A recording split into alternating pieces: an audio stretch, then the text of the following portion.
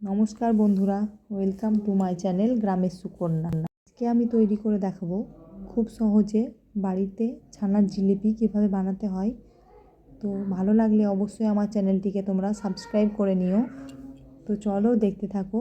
এখানে আমি ছানা নিয়ে নিয়েছি, ছানাটাকে আমি ঝুরঝুরে করে নিলাম। নেওয়ার পরে দিয়ে দিচ্ছি 2 চামচ মতন ময়দা, 1 চামচ কর্নফ্লাওয়ার, পরিমাণ মতন বেকিং পাউডার, দিয়ে দিচ্ছি 1 চামচ চিনি,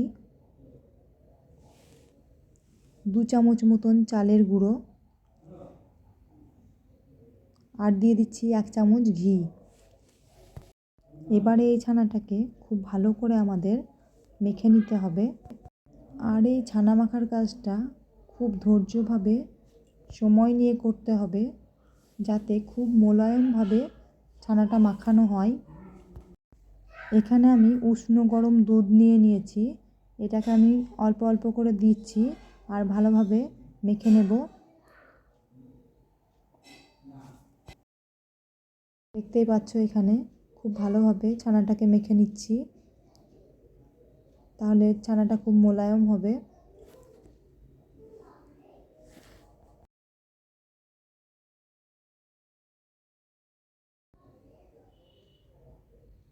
দেখো এখানে আমার ছানাটা একদম মাখা ভালোভাবে হয়ে গেছে। এখানে আমি একে একে লেচি কেটে নিচ্ছি লুচির মতন করে। খুব বেশি বড়ও করব না, আবার খুব বেশি ছোটও করব না, মাঝারি মাপের করছি। তো এটাকে নিয়ে আমি এবার গোল করে নিচ্ছি আগে।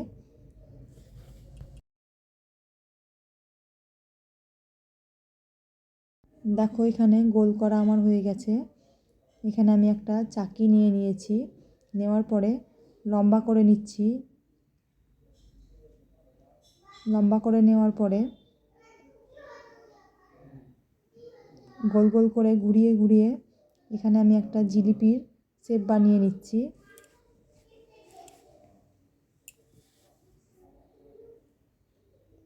তো দেখো আমি এমনভাবেই বানিয়ে নিচ্ছি, বাকিগুলো আমি ঠিক এমনিভাবে বানিয়ে নেব। এখানে আমার জিলিপিগুলো বানানো হয়ে গেছে। এখানে আমি একটা ননস্টিকের প্যান নিয়ে নিয়েছি, সেখানে দিয়ে দিচ্ছি সাদা তেল। তেলটা যখন হালকা গরম হয়ে যাবে তখন আমি জিলিপিগুলোকে একে একে দিয়ে দিচ্ছি তেলের মধ্যে।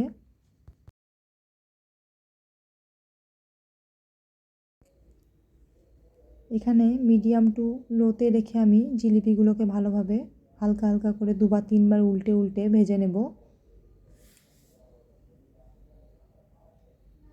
তো 2 মিনিট পরে আমি এটাকে উল্টে দিচ্ছি।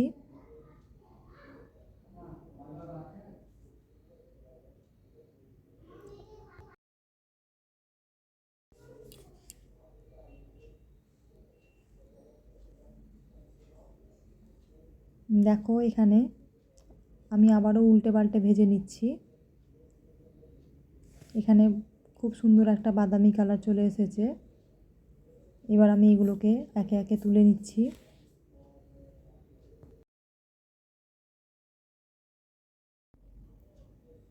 দেখো কত সুন্দরভাবে ভাজা হয়েছে। তো এভাবেও তোমরা বাড়িতে বানিয়ে দেখো, তোমাদেরও ভালো লাগবে। ভালো লাগলে অবশ্যই আমার চ্যানেলটিকে তোমরা সাবস্ক্রাইব করে নিও।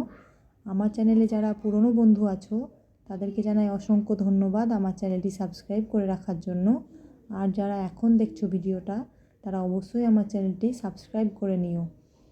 তো দেখো এখানে আমি বাকি জিলিপিগুলো ভেজে নিচ্ছি।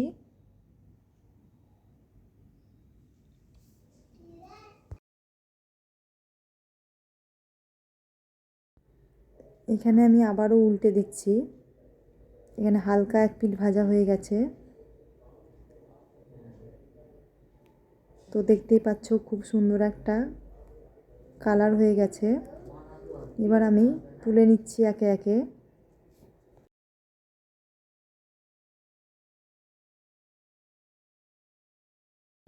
এখানে আমি সেরা বানানোর জন্য একটা কড়াই নিয়ে নিয়েছি, কড়াইতে 1.5 কাপ মতন চিনি দিয়ে দিচ্ছি, আর দিয়ে দিচ্ছি 2 কাপ মতন জল।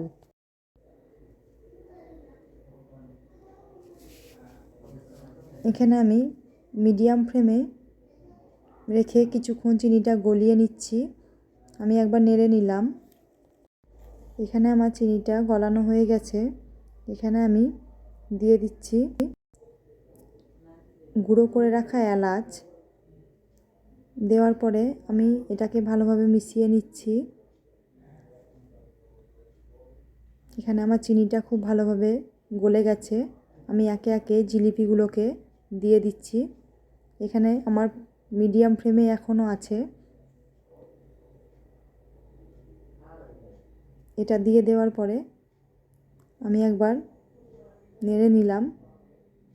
নেড়ে নেওয়ার পরে এটাকে আমি একে একে উল্টে পাল্টে দিচ্ছি।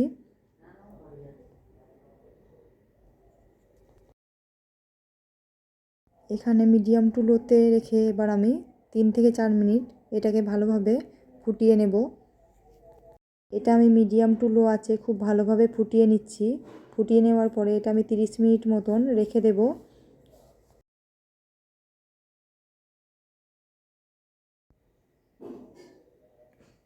দেখতেই পাচ্ছ এখানে 30 মিনিট পর আমি ফিরে এলাম। তো দেখো এখানে কত সুন্দর ছানার জিলিপিগুলো একদম রেডি হয়ে গেছে। এখানে আমি প্লেটে তুলে দেখাচ্ছি তোমাদেরকে কত সুন্দর হয়েছে। আর অবশ্যই তোমরা এইভাবে বাড়িতে বানিয়ে দেখো, তোমাদেরও ভালো লাগবে। আর ভালো লাগলে আমার চ্যানেলটি তোমরা সাবস্ক্রাইব করে রেখো। যারা আমার চ্যানেলে পুরনো বন্ধু আছো তাদেরকে জানাই অসংখ্য ধন্যবাদ আমার চ্যানেলটিকে সাবস্ক্রাইব করে রাখার জন্য। আর যারা এখন দেখছো ভিডিওটা তারা অবশ্যই আমার চ্যানেলটিকে তোমরা সাবস্ক্রাইব করে নিও। ভালো লাগলে অবশ্যই লাইক কমেন্ট শেয়ার করো। তো দেখো এখানে আমি একটা কেটে দেখাচ্ছি তোমাদেরকে এটা কতটা নরম হয়েছে। তো এইভাবেও তোমরা বাড়িতে বানিয়ে দেখতে পারো, তোমাদেরও অবশ্যই ভালো লাগবে। তো চলো দেখা হবে আবার নতুন কোনো ভিডিওতে। ততক্ষণে তোমরা ভালো থেকো, সুস্থ থেকো। ধন্যবাদ।